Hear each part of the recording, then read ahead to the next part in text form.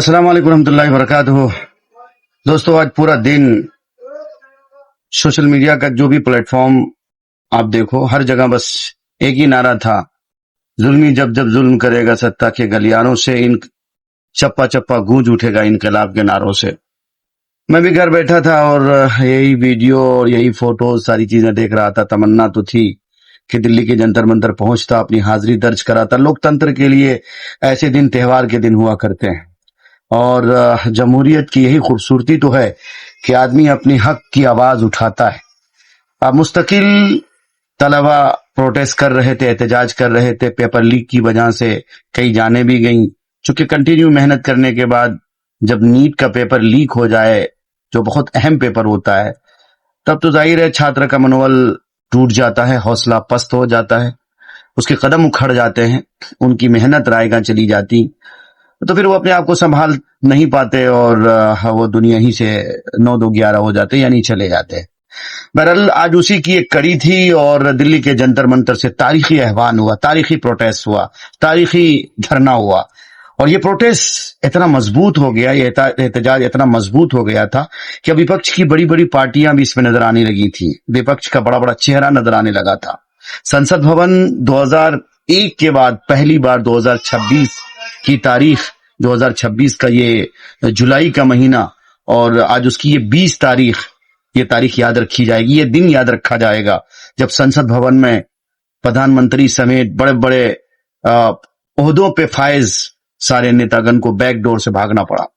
बहरहाल दुआ कीजिए कि तलबा के इस प्रोटेस्ट को बहरहाल अल्लाह कबूल कर ले और उनकी मेहनत के एवज सारे तलबा के हक उनको अपना मिल सके।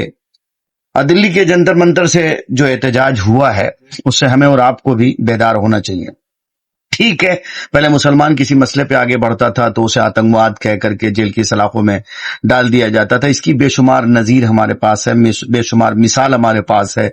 नजीब को गायब कर दिया गया, शर्जील इमाम को जेल की सलाखों में डाल दिया गया, उमर खालिद जो हमारा बेदार मग़ज़ नौजवान था उसे अब तक जेल की सलाखों में बंद रखा गया है। लेकिन ये अभिषेक जो सीपीजी पार्टी के बहरहाल फाउंडर हैं, उसने कमाल कर दिखाया। भरोसा जो भी हो, जिसका जिस तरह का हो, लेकिन ये है कि भाई वाकई इसने शेर के मिज़दाक अपने आप को कर दिखाया कि मैं अकेला ही चला था जानिबे मंजिल, मगर लोग साथ आते गए, कारवां बनता गया। बंदा तने तनहा शुरू में तो लग रहा था कि ये फ्लॉप कर जाएगा, लग रहा था कि इसका मिशन कामयाब नहीं हो पाएगा, लेकिन धीरे धीरे इसका प्रोटेस्ट आला होता गया और आज उसकी नजीर, उसकी ये मिसाल पूरी दुनिया देख चुकी है।